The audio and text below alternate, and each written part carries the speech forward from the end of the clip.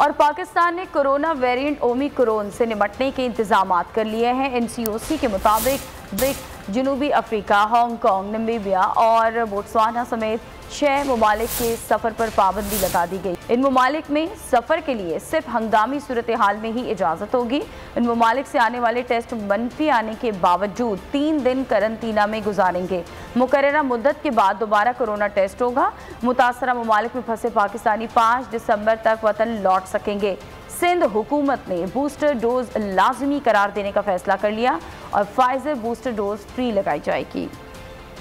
Update कर रहे हैं आप। पाकिस्तान ने कोरोना वेरिएंट ओमिक्रॉन से निपटने के लिए इंतजाम कर लिए हैं। एनसीओसी के मुताबिक जनूबी अफ्रीका, हांगकांग, नामीबिया और बोत्सवाना समेत 6 ममालिक के सफर पर पाबंदी होगी।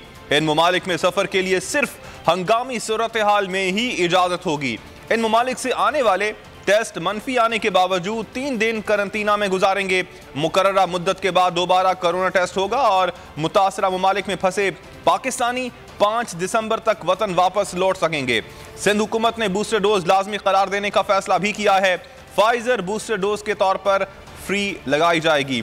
दुनिया भर में कोरोना वायरस की जनूबी अफ्रीकी किस्म का खतरा मंडलाने लगा है और पाकिस्तान ने भी इस हवाले से इंतजाम किए हैं। एनसीओसी का बताना है कि जनूबी अफ्रीका, हांगकांग, नामीबिया और बोत्सवाना समेत 6 ममालिक ऐसे हैं जिनके सफर पर पाबंदी होगी और सिर्फ आपको बताते चलें कि मजबूरी में वहां पर सफर किया जा सकेगा। इसी हवाले से बात करने के लिए इस वक्त हमारे साथ मौजूद हैं प्रोफेसर डॉक्टर सईद साहब। बहुत शुक्रिया डॉक्टर साहब आपके वक्त का। डॉक्टर साहब, कोरोना की नई किस्म के खतरात मंडला रहे हैं। इस किस्म के हवाले से अब तक क्या मालूमात हासिल हो पाई हैं और किस तरह बचा जा सकता है कोरोना के इस वेरिएंट से?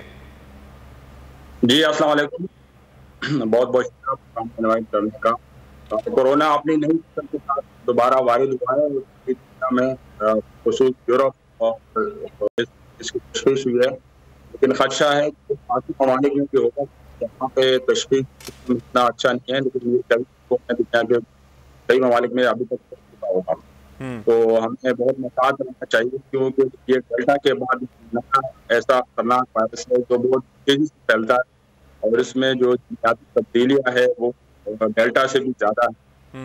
तो ये काफी खतरनाक साबित हो सकता है, स्पेशली जब ये वैक्सीनेशन के बाद तेजी से फैल रहा है। तो इससे अंदाजा लगा सकते हैं ये जितने भी इंसानी अब तक इकदाम थे ये उससे बढ़ के साबित हुआ है। और तमाम जितने भी अब तक वैक्सीनेशन और जितनी मेहनत की गई थी उसके बावजूद भी ये वायरस इतनी तेजी से फैल रहा है। तो हमें बहुत मोहतात रहना चाहिए। डॉक्टर साहब, मैं इसके बारे में पढ़ रहा था इस नए वेरिएंट के हवाले से कि इसकी अलामात पहले जैसे कोरोना वेरिएंट जैसी नहीं है। इसमें किस हद तक सदाकत है? और बताया यह भी जाता है इस वेरिएंट के हवाले से कि ये बहुत जल्दी अटैक करता है और जब टेस्ट किया जाता है उसमें भी पता नहीं चलता है कि आपको कोरोना हो गया है। इसमें कुछ तब्दीलियां ऐसी है जो टेस्ट इसको अपने आप को बचा सकता है, क्योंकि जीनियाती तब्दीलियों अब तक जितने भी टेस्ट अवेलेबल थे वो कोरोना वायरसेस के अब तक के जेनेटिकली अवेलेबल वायरसेस के अगेंस्ट है। तो पॉसिबिलिटी है, क्योंकि अभी तक ये बहुत ममालिक में नहीं फैल चुका और अब तक तहकीक अब इस पे जारी है। लेकिन वायरस कोरोना तकरीबन उतना ही खतरनाक होता है, लेकिन मसला इसमें है कि जब बहुत ज़्यादा तेजी से फैलता है तो बहुत ज़्यादा लोग इन्फेक्ट होते हैं और उसमें जो मुदाफ़ती निज़ाम जिनके कमज़ोर होता है वो शामिल हो जाते हैं। तो असल में डेथ्स वायरस से ज़्यादा कम मुदाफ़ती निज़ाम की वजह से बंदों की डेथ या सिविरिटी होती है। तो ज़्यादा लोग मुतासर होने की वजह से, क्योंकि ऐसे लोग इसमें शामिल होते हैं जिनकी मुदाफ़ती निज़ाम बहुत ताकतवर नहीं होता, जिसकी वजह से उनकी शदीद अलालत हो सकती है और खुदा न खास्ता डेथ भी हो सकती है। तो वैक्सीनेशन हमारे पास अब भी वाहिद हथियार है कि हम वैक्सीनेशन पे फोकस करें, क्योंकि अभी तक हमारी आबादी का काफ़ी हिस्सा जो है वो वैक्सीनेशन से महरूम है, या वो लाइल्मी कम इल्मी की वजह से या रिसोर्सेज के ना पहुंचने की वजह से उनको वैक्सीन नहीं लगी है। तो हमें अभी भी हमारे पास अच्छी बात यह है कि कोरोना की जो परसेंटेज है पॉजिटिव रेशो बहुत कम है। तो ये बहुत अच्छा टाइम है हमारे लिए कि हम इसमें मैक्सिमम वैक्सीनेशन करें और सर्वेलेंस सिस्टम को बहुत तेज करें। एक पॉजिटिव पेशेंट अगर मिलता है तो उसके सारे कॉन्टैक्ट्स को ट्रेस किया जाए कि ये कहाँ से पॉजिटिव आया, उसके आसपास के लोगों को दोबारा चेक किया जाए और उसको मजीद फैलने से रोका जाए। तो अच्छी बात है कि बहुत ज्यादा वैक्सीनेशन की बात कर रहे हैं और हुकूमत सिंध ने इस हवाले से बूस्टर डोज को लाजमी करार देने का फैसला भी किया है, लेकिन एक और खबरें ये भी गर्म हैं कि वैक्सीनेशन जो है इस वेरिएंट पर कारामद नहीं है, असरअंदाज नहीं होती है। इसमें किस हद तक सदाकत है? ये बात मुकम्मल सही नहीं है कि इस पे असरअंदाज नहीं होती, क्योंकि अब तक जितने भी लोग पॉजिटिव है लकीली उनमें डेथ्स नहीं हुए। तो जो जिनको वैक्सीन लगी है तो उनमें मुतासर अशखास है भी, लेकिन उनकी बीमारी शदीद नहीं है। तो वैक्सीनेशन बिल्कुल मौसर है। यकीनन कुछ लोग ऐसे हैं जिनको वैक्सीन लगने के बाद भी इन्फेक्शन होता है, लेकिन अच्छी बात यह है कि उनकी बीमारी शिद्दत इख्तियार नहीं करती और उनमें अमवात बहुत कम है। तो वैक्सीनेशन अब भी वाहिद हल है और हमारे पास कोई और चारा नहीं है वैक्सीनेशन के अलावा। तो वैक्सीनेशन पे बहुत फोकस करना चाहिए। अभी बूस्टर डोज अगर शुरू हुआ है तो ये भी अच्छा इक़दाम है, लेकिन वो लोग ज़्यादा हमारे लिए ख़तरनाक है जिन्होंने अभी तक एक भी वैक्सीन नहीं लगाई। तो वो बाकी लोगों के लिए जिन्होंने वैक्सीन लगाई उनके लिए भी वो ख़तरा है, क्योंकि वो आइडियल टारगेट होगा वायरस के लिए कि उसमें कोई भी वेरिएंट आके वो अफजाइश कर सकता है और बाकी आबादी में फिर वो फैल सकता है।